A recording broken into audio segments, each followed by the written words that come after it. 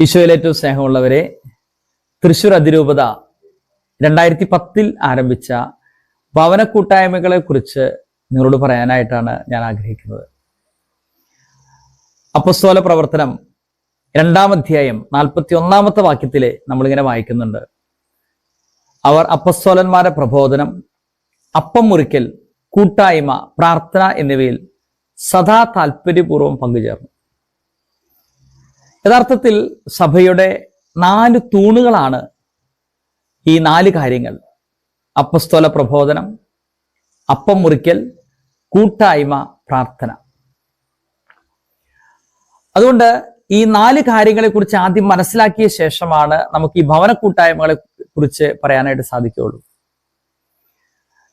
അപ്പസ്തോല പ്രബോധനം എന്ന് പറയുമ്പോൾ അപ്പസ്തോലന്മാർ യേശുവിന്റെ ജീവിതത്തെക്കുറിച്ച്, യേശുവിന്റെ സന്ദേശത്തെക്കുറിച്ച് മറ്റുള്ളവരെ പഠിപ്പിച്ചതാണല്ലോ അപ്പസ്തോല പ്രബോധനം. അത് പിന്നീട് പുസ്തക രൂപത്തിലാക്കിയതാണ് പുതിയ നിയമം എന്ന് പറയുന്നത്.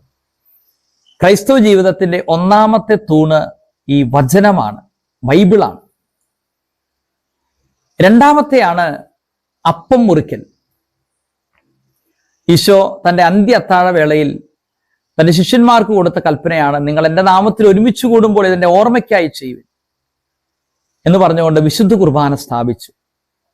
വിശുദ്ധ കുർബാനയുടെ ആദ്യത്തെ പേരുകളാണ് അപ്പം മുറിക്കൽ ശുശ്രൂഷ, കർത്താവിന്റെ അത്താഴം എന്നിവ. അപ്പോൾ സഭയുടെ 2-ാമത്തെ തൂണ് എന്ന് പറയുന്നത് വിശുദ്ധ കുർബാനയാണ്. 3-ാമത്തേതാണ് പ്രാർത്ഥന. ദൈവവുമായിട്ട് മനുഷ്യൻ ബന്ധപ്പെടുന്നത് പ്രാർത്ഥനയിലൂടെയാണല്ലോ. ദൈവമായിട്ടുള്ള ബന്ധത്തെയാണ് പ്രാർത്ഥന എന്നുകൊണ്ട് ഉദ്ദേശിക്കുന്നത്. 4-ാമത്തെ തൂണ് വളരെ പ്രധാനപ്പെട്ട തൂണാണ്. അതാണ് കൂട്ടായ്മ. എന്താണ് കൂട്ടായ്മ എന്ന് ചോദിച്ചാൽ, പരസ്പരം അറിയുകയും പങ്കുവെക്കുകയും ചെയ്യുന്ന ഒരു സ്നേഹ സമൂഹമാണ് കൂട്ടായ്മ എന്നുകൊണ്ട് ഉദ്ദേശിക്കുന്നത്. അതായത് പരസ്പരം അറിയുകയും പങ്കുവെക്കുകയും ചെയ്യുന്ന ഒരു സ്നേഹ സമൂഹത്തിന്റെ ഭാഗമായി എല്ലാ ക്രൈസ്തവരും മാറണം. എങ്കിൽ മാത്രമേ കൂട്ടായ്മയിൽ പങ്കുചേരുന്നുള്ളൂ. അപ്പോൾ വീണ്ടും ഞാൻ പറയുകയാണ്, ആവർത്തിക്കുകയാണ്, ക്രൈസ്തവ ജീവിതത്തിന്റെ 4 തൂണുകൾ: 1 ദൈവവചനം, 2 വിശുദ്ധ കുർബാന, 3 പ്രാർത്ഥന, 4 കൂട്ടായ്മ. ഈ കൂട്ടായ്മ അത് പ്രായോഗിക തലത്തിലേക്ക് വന്നുകൊണ്ടിരുന്നത് സഭയിലെ ചില സംവിധാനങ്ങളിലൂടെയാണ്. എന്ന് നമുക്കറിയാം, ഇടവക, കുടുംബ കൂട്ടായ്മ, രൂപത, അങ്ങനെയൊക്കെ കൂട്ടായ്മയ്ക്ക് പലവിധ സംവിധാനങ്ങളും ഇന്ന് സഭയിലുണ്ട്. എന്നാൽ ആദ്യത്തെ സംവിധാനം എന്ന് പറയുന്നത് ഇന്ന് നമ്മൾ അറിയുന്ന രൂപത അല്ലെങ്കിൽ പ്രാദേശിക സഭാ സമൂഹം എന്നുള്ളതാണ്. ഇന്നത്തെ രൂപതയോട് അന്നത്തെ രൂപത തട്ടിച്ചു നോക്കാൻ പറ്റില്ല. കാരണം അന്ന് ചെറിയ ചെറിയ സമൂഹങ്ങളായിരുന്നു രൂപതകളായിട്ടുണ്ടായിരുന്നത്. അതിന്റെ തലവനായിട്ടുണ്ടായിരുന്നത് മെത്രാനുമായിരുന്നു. പിന്നീട് ഈ രൂപതയിൽ ആളുകളുടെ അംഗസംഖ്യ വർദ്ധിച്ചപ്പോൾ പരസ്പരം അറിയുകയും പങ്കുവെക്കുകയും ചെയ്യുന്ന ആ കൂട്ടായ്മ നഷ്ടപ്പെടാനായിട്ടിടയായി.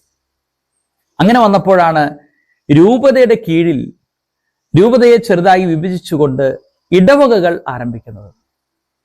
ഏകദേശം 7-ാം നൂറ്റാണ്ടോടുകൂടിയാണ് ഇന്ന് നമ്മൾ കാണുന്ന തരത്തിലുള്ള ഇടവകളൊക്കെ സഭയിൽ ആകുന്നത്.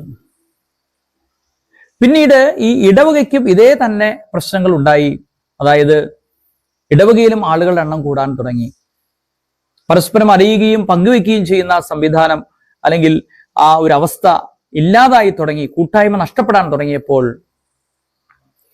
2-ാം വത്തിക്കാൻ കൗൺസിലിന് ശേഷം സഭയിൽ വന്ന ഒരു പുതിയ ഉണർവാണ്, നവീകരണമാണ് കുടുംബ കൂട്ടായ്മകൾ.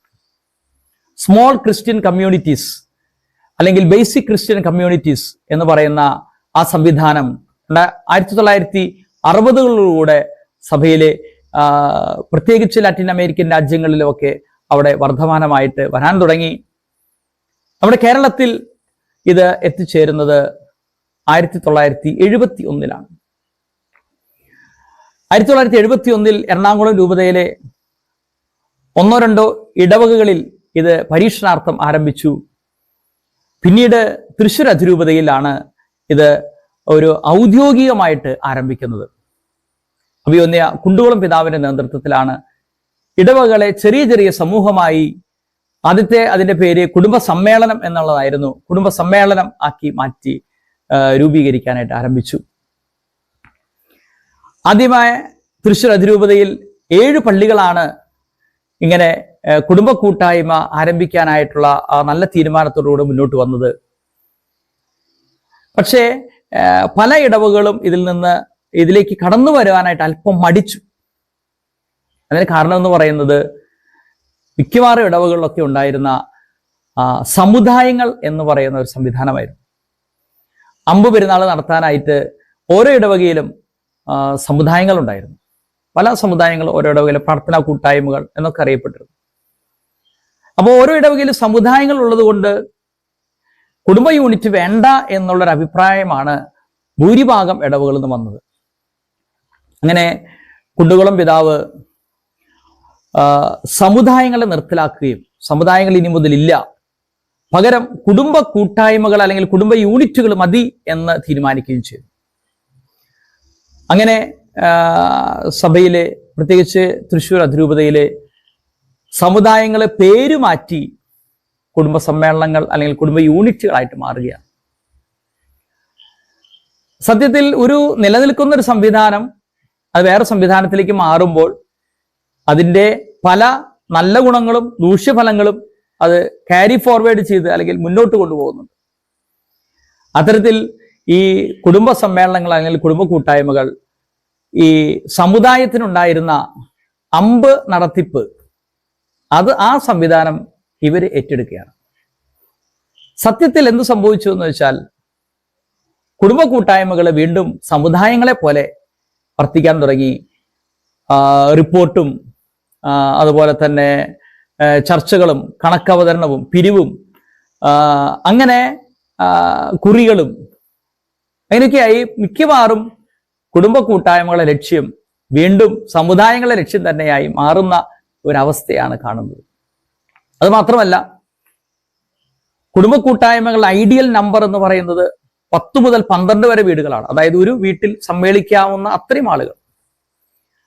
അതും ഇവിടെ പ്രായോഗികമാകാൻ സാധിച്ചില്ല.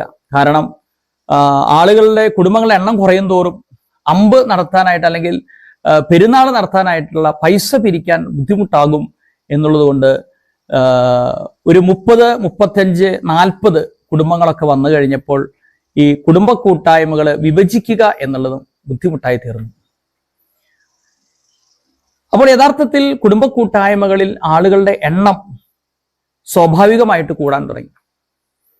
അവിടെ കൂട്ടായ്മ നഷ്ടപ്പെട്ടു എന്ന് മാത്രമല്ല, തിരുനാൾ ഒരു മുഖ്യ അജണ്ടയായിട്ട് മാറുകയും ചെയ്തു. അങ്ങനെ ആ കൂട്ടായ്മയിൽ സഭാസമൂഹത്തെ കൊണ്ടുപോവുക എന്നുള്ള ആ ദൗത്യത്തിൽ കുടുംബ കൂട്ടായ്മകൾ ഏറെക്കുറെ ഒരു പരാജയമായി എന്ന് ചിന്തിക്കുന്ന സമയത്താണ് 2010 ഓരോ കുടുംബ കൂട്ടായ്മയെയും 8 മുതൽ 10 വരെയുള്ള അയൽപ്പക്ക കുടുംബങ്ങളുടെ ഒരു സമൂഹമായി ഭവന കൂട്ടായ്മകളായിട്ട് രൂപീകരിക്കാൻ സഭ തീരുമാനിച്ചത്. അങ്ങനെ 2010 ഭവന കൂട്ടായ്മകൾ അഭിവന്യ മാർ ആൻഡ്രൂസ് താഴത്ത് പിതാവിന്റെ നേതൃത്വത്തിലാണ് ഭവന കൂട്ടായ്മകൾ ആരംഭിക്കുന്നത്. പിന്നീട് പല ഇടവകളിലും ഭവന കൂട്ടായ്മകൾ രൂപീകരിച്ചുകൊണ്ട് വരികയാണ്.